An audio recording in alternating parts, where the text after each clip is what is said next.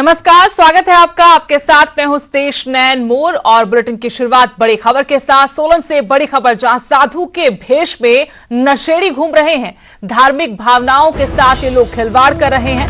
सरेआम शराब पीते कैमरे में कैद हुए हैं। ये जो साधु के भेष में नशेड़ी हैं, न्यूज 18 पर एक्सक्लूसिव वीडियो आपको दिखाएंगे किस तरीके से साधु के भेष में ये लोग नशा कर रहे हैं। तस्वीरें आपको दिखा रहे हैं किस तरीके से ये साधु के भेष में नशेड़ी सरेआम नशा कर रहे हैं, शराब पी रहे हैं और धार्मिक भावनाओं को आहत कर रहे हैं। सरेआम शराब पीते इन लोगों का ये वीडियो आपको दिखा रहे हैं, कैसे कुछ लोग साधु के भेष में बैठे हैं और बीच रास्ते शराब पी रहे हैं। तस्वीरें सोलन की हैं, जिनमें आप देख सकते हैं कि साधु के भेष में ये नशेड़ी किस तरह से शराब पी रहे हैं।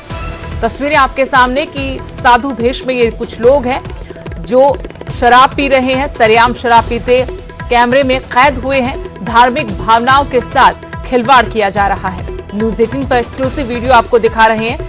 साधु के भेष में नशेड़ी सरेआम शराब पीते हुए सोलन में साधु के भेष में यानी नशेड़ी घूम रहे हैं और प्रशासन की नाक के नीचे ये सरेआम यूं शराब भी पी रहे हैं, साथ ही धार्मिक भावनाओं को आहत कर रहे हैं।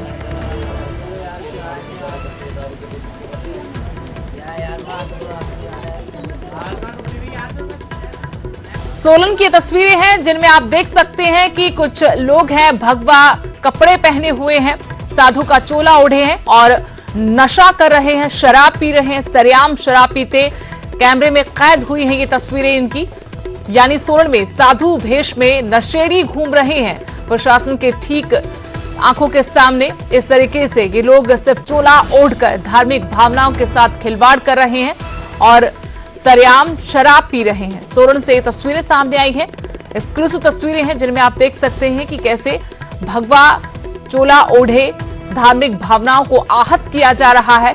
ये कुछ लोग हैं जो साधु बनकर सड़कों पर घूमते हैं, लोगों की आंखों में धूल झोंकते हैं, लेकिन असल में वो नशेड़ी।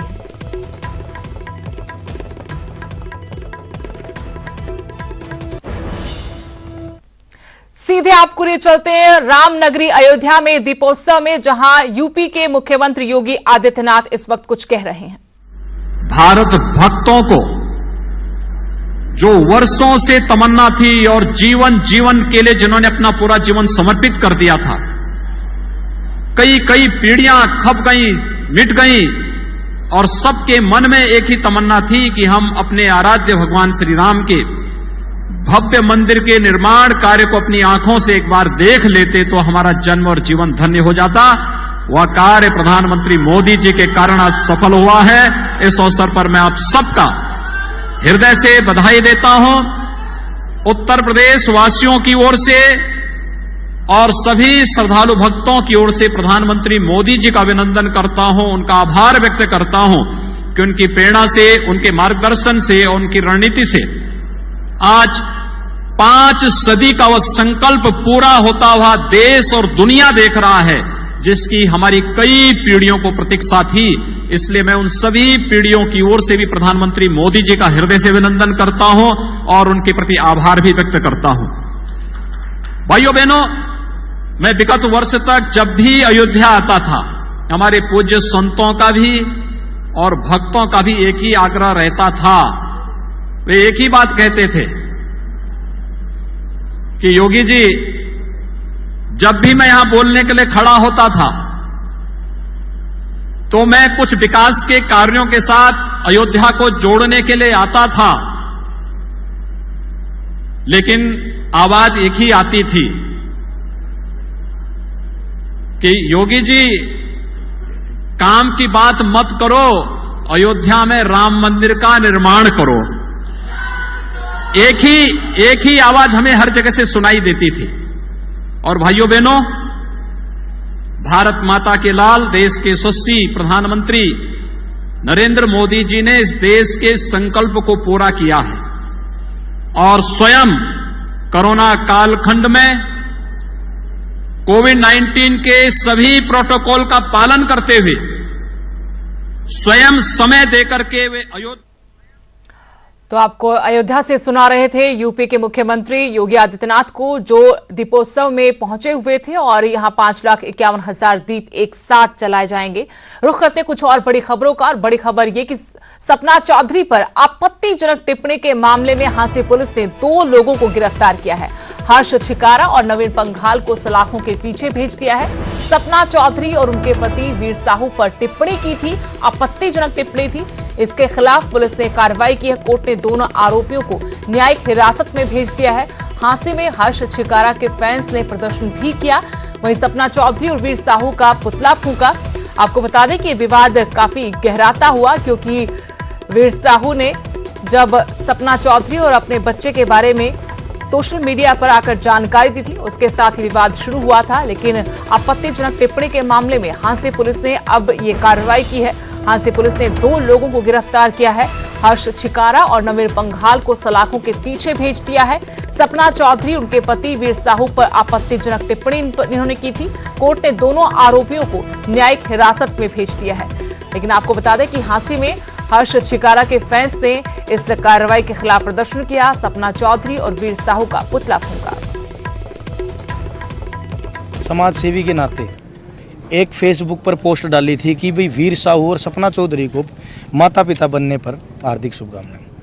उस हैवेज में जो सोशल मीडिया किसी एक का नहीं, सोशल मीडिया पे काफ़ी लोग फॉलो करते हैं, उस पर कुछ लोगों ने सपना चौधरी के खिलाफ और वीर साहू के खिलाफ जो है निंदनीय जो है गलत कमेंट कर दिए। उसकी हम भी निंदा करते हैं। जिन्होंने गलत कमेंट किया है उनके खिलाफ केस हो, ना कि एक समाज सेवी के खिलाफ हो। मेरे क्लाइंट नवीन और हर्ष छिकारा को कोर्ट में पेश किया। पेश करने के बाद माननीय अदालत मैडम निशा की कोर्ट में सुनवाई हुई केस की। मैंने बेल एप्लीकेशन मूव की थी, उस पर आर्गूमेंट ऑनरेबल कोर्ट ने सुनी और आर्गूमेंट सुनकर मैडम ने 2 दिन का नोटिस दिया है। चलिए इस मामले पर और जानकारी लेंगे। हांसी से मेरे सहयोगी संदीप सैनी फोन लाइन जुड़े हैं। संदीप, क्या पूरा विवाद है और अब जो पुलिस की कार्रवाई हुई है, जानकारी कि उसके खिलाफ भी कुछ लोग प्रदर्शन कर रहे थे? जी, जिस तरह से कुछ दिन पहले सपना चौधरी और वीर साहू ने एक कंप्लेंट दी थी हांसी सिटी पुलिस को कि जो हर्ष छिकारा है उन्होंने अपनी फेसबुक पे एक पोस्ट की है। जब उनके बेटा हुआ था, बेटा होने के बाद हर्ष छिकारा ने बधाई दी थी। उसके ऊपर जो कमेंट आए थे और वो पोस्ट हटाने के लिए वीर साहू ने हर्ष छिकारा को बोला था, लेकिन हर्ष छिकारा ने वो पोस्ट नहीं हटाई। उसके बाद उस पर अभद्र टिप्पणियां की गई थी, उसको लेकर शिकायत दी गई थी। पुलिस ने 2 लोगों के खिलाफ मामला दर्ज किया था, हर्ष छिकारा और नवीन पंघाल के खिलाफ। आज उनको दोनों को ही गिरफ्तार किया गया और गिरफ्तार करने के बाद कोर्ट में पेश किया गया। कोर्ट ने उन्हें न्यायिक हिरासत में जेल भेज दिया। उसके बाद जो उनके वकील ने बेल के लिए जो एप्लीकेशन लगाई थी, उस पर सोमवार को सुनवाई होनी है। और जो हर्ष छिकारा के समर्थक थे वो उन्होंने विरोध में प्रदर्शन किया और सपना चौधरी और वीर साहू का पुतला फूंका है। जी, शुक्रिया संदीप जानकारी के। तो सपना चौधरी पर आपत्तिजनक टिप्पणी का ये मामला है। इसमें हांसी पुलिस ने कार्रवाई करते हुए 2 लोगों को गिरफ्तार किया है। कोर्ट ने दोनों आरोपियों को न्यायिक हिरासत में भेज दिया। हर्ष छिकारा, नवीन पंघाल को सलाखों के पीछे भेजा गया है। आपको बता दें कि इस मामले पर हर्ष छिकारा के जो समर्थक हैं वो भी सड़कों पर आए, प्रदर्शन किया। सपना चौधरी और वीर साहू का पुतला फूंका।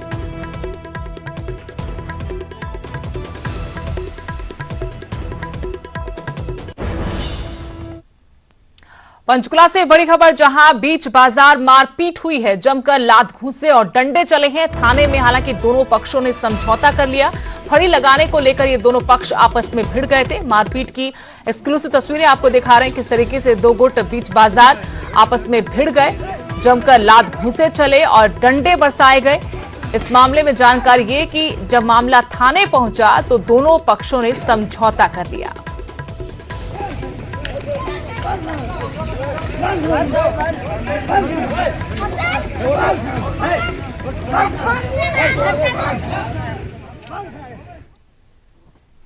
अक्सर देखा जाता है कि सड़क हादसे में घायलों की मदद के लिए लोग जल्दी से आगे नहीं आते, लेकिन खेल राज्य मंत्री संदीप सिंह कुरुक्षेत्र में घायल लोगों के लिए फरिश्ता बनकर आए। संदीप सिंह ने कहा कि घायल लोगों को देखकर हमें मुंह नहीं फेर लेना चाहिए।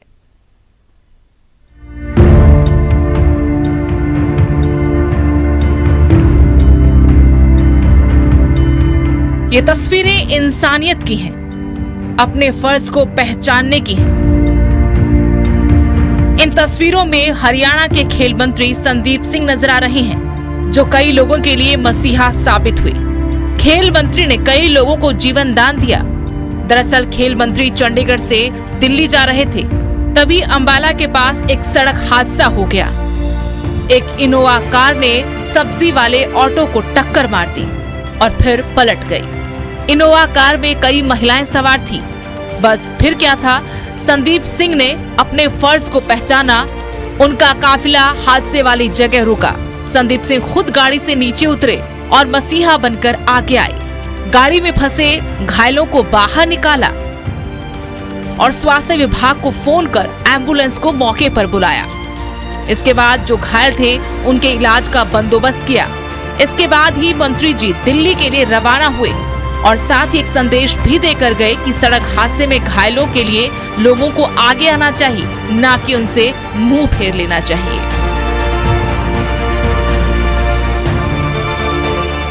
खेल मंत्री संदीप सिंह दूसरों के लिए प्रेरणा साबित हुए। अगर हर कोई इसी सोच को अपनाए तो हादसे में घायल लोगों को वक्त पर इलाज मुहैया करवाया जा सकता है। साथ ही उन्हें मौत के मुंह में जाने से भी बचाया जा सकता है। कुरुक्षेत्र से अशोक यादव, न्यूज़ 18।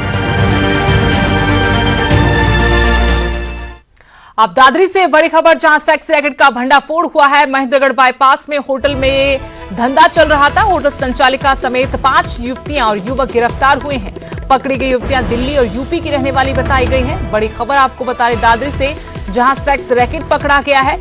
महेंद्रगढ़ बाईपास के होटल में एक सेक्स रैकेट चलाया गया था। होटल संचालिका समेत 5 युवतियां और युवक गिरफ्तार हुए हैं। पकड़ी गई युवतियों के बारे में जानकारी कि वो दिल्ली और यूपी की रहने वाली है। इन्फॉर्मेशन गुप्त सूचना मिली थी कि भाई एक साथ जो एक लेडीज है यहीं की है, दादरी की रहने वाली है, और किसी होटल में बाहर से लड़कियां मंगवा के उनके साथ अनैतिक वो कार्य करवा रही है। तो उस संबंध में एसओ को महिला एसओ को इन्फॉर्मेशन गुप्त सूचना मिली थी। दोनों की कंबाइंड टीम ने छापा मारे होटल पे। वहाँ से 5 लड़कियां और होटल संचालिका को गिरफ्तार किया गया था। एक लड़का जो वहाँ मौके मिला था वो भी अरेस्ट किया गया। वहीं केंद्र के साथ किसानों की बातचीत जारी है। केंद्रीय मंत्री नरेंद्र तोमर और पीयूष गोयल के साथ किसान बैठक कर रहे हैं। केंद्र के सामने किसानों ने अपनी मांग रख दी है। कृषि कानूनों को रद्द करने की मांग उठाई गई है। आज की बैठक पर पूरे पंजाब की नजरें हैं, तो ये बैठक जारी है। दिल्ली में बैठक हो रही है। केंद्रीय मंत्री नरेंद्र तोमर और पीयूष गोयल के साथ किसान जत्थेबंदियां बैठक कर रहे हैं।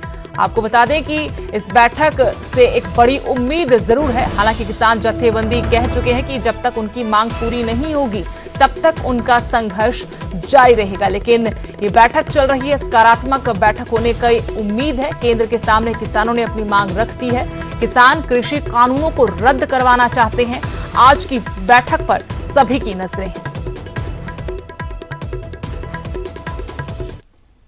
उनको दूर करने की पूरा प्रयत्न करेंगे और उम्मीद है कि जल्द से जल्द किसान फिर से अपने दिनचर्या पे आए, अगली फसल को बोने में लग जाए और आज ही से धनतेरस, छोटी दीपावली, गोवर्धन पूजा, भाई दूज, इन सभी त्योहारों को बहुत ही हर्ष से, बहुत ही उल्लास के साथ पंजाब में भी बनाएं।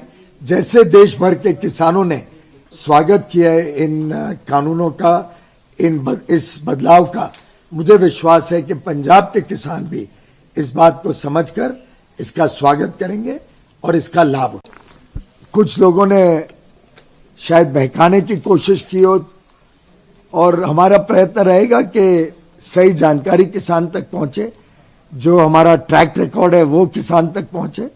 और मुझे विश्वास है कि पंजाब के किसान हमारे इतने देशभक्त हैं, इतने अच्छे समझ रखते हैं कि अपने खेती की, किसान के काम की, कि अवश्य वो भारत सरकार ने उठाए हुए कदमों का स्वागत करेंगे। इस खबर पर और जानकारी अपडेट लेंगे। मेरे सहयोगी पंकज कपाही जुड़ गए हैं। पंकज, किसानों के साथ बातचीत चल रही है केंद्र सरकार की, क्या जानकारी मिल पाई है, क्या अपडेट है? देखिए 6 घंटे हो गए हैं, 6 घंटों से लगातार बैठक जो है वो चल रही है। किसानों ने सुबह अपनी बात सामने रखी और ये कहा कानून वापस लिया जाए, और वहीं दूसरी तरफ केंद्र सरकार की तरफ से अपने बातें जो है वो सामने रखी गई हैं। केंद्र सरकार ने किसानों से अपील की है कि मालगाड़ियों के साथ साथ पैसेंजर ट्रेनें भी जो हैं वो चल सकें, और ऐसे में अब क्योंकि अंदर बैठक चल रही है, नतीजा क्या होगा ये थोड़ी देर बाद स्थिति साफ होगी। कुछ ही देर बाद जो बैठक खत्म हो सकती है। जहां किसान प्रभावित हैं, किसानों के साथ साथ उनके जो परिवार है वो भी प्रभावित है। मेरे साथ नवकिरण है, पंजाब से आई हैं अपने पिता के साथ, इनके पिता किसान हैं, वो अंदर जो है वो मीटिंग में गए हुए हैं। आपको क्या लगता है, 2 महीने हो गए आपके परिवार, आपके पिता, आपके माता पिता रेल लाइनों पर बैठे हुए हैं और लग रहा है कि केंद्र सरकार से बात बनेगी, और आपने अपने पिता से बात की जब अंदर जाने से पहले, तो क्या बात हुई? वो बीच में आए थे मेरे फादर मिलने, तो उन्होंने बताया कि अभी तक, जब तक उनसे मेरी बात हुई थी तब तक कुछ ठोस पता नहीं चल रहा था कि सरकार का रवैया क्या है, बल्कि शुरू में सरकार अपना प्रोपेगेंडा ज़्यादा कर रही थी बजाय के कुछ ठोस बातचीत करने के। बाकी रही बात पिछले 2 महीने से, मतलब मेरे परिवार के लोगों के होने के, मेरे ख्याल से पूरे पंजाब के लोग ही सड़कों पे हैं पिछले 2 महीने से। तो जिस तरह का ये पूरा कह लो माहौल इस टाइम पंजाब में बना हुआ है, किसानी में बना हुआ है, उससे मैं एकदम समझती हूँ कि ये सरकार जितना मर्जी देर अड़ी रहे, ये किसान आंदोलन अब की बार बिना जीत के वापस नहीं लिया जाए। आप अपने परिवार के साथ दिवाली मनाना चाहेंगे कि आप 2 महीने से धरने दे रहे हैं, लगातार केंद्र सरकार अपने तर्क दे रही है, और आपको लग रहा है कि जो नए कानून आए हैं उनमें क्या कमियां हैं और क्या कानून वापस लेना चाहिए या बीच का कोई रास्ता जो है वो अपनाना चाहिए?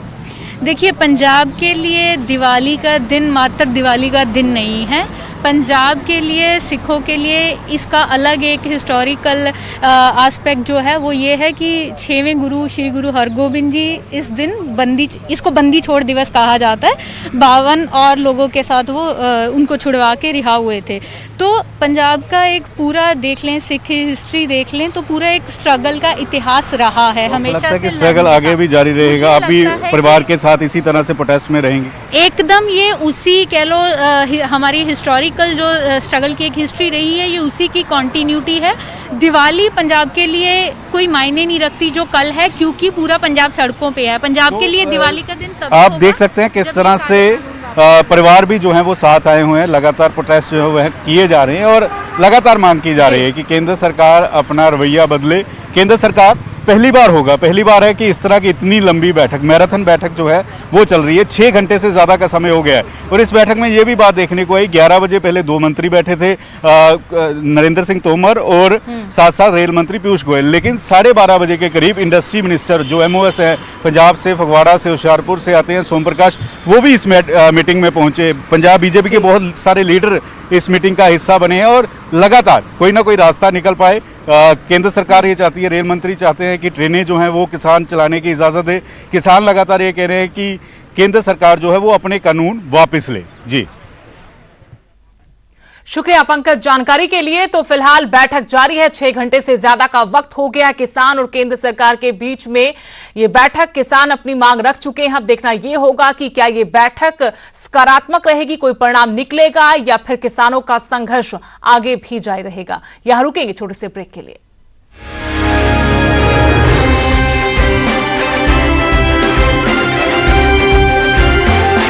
ब्रेक के बाद आपका स्वागत है। इस दीपावली गाय के गोबर से बने करोड़ों दिए जगमगाएंगे, इससे दिवाली प्रदूषण मुक्त होगी। वहीं इन दियों से चीन की टेंशन बढ़ गई है।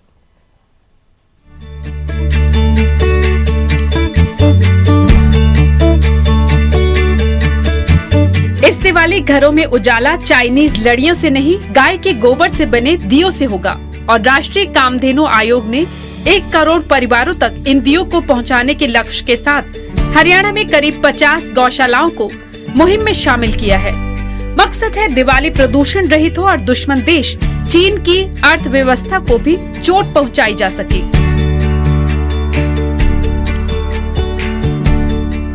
ये जी गोबर के अंदर हम गवारगम और मुल्तानी मिट्टी का इस्तेमाल कर रहे हैं, जिससे एक तो वातावरण में प्रदूषण नहीं होगा।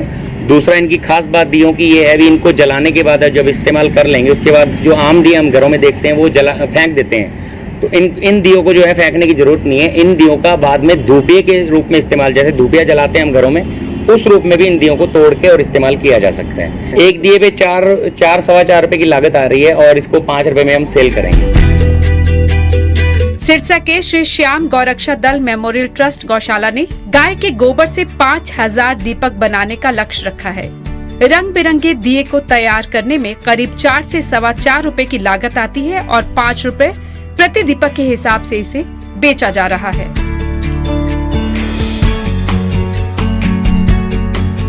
गोबर लेते हैं, ये सुखा के पीस के उसको 1 किलो गोबर लेते हैं और 100 ग्राम ग्वारगम लेते हैं, 200 ग्राम मुल्तानी मिट्टी लेके उसको भुगो के तैयार करते हैं। यही एक दिन में करते हैं हम, 300 से 350 दिए तैयार कर देते हैं। सूखने में 3 दिन लग जाते हैं, 3 से 4 दिन।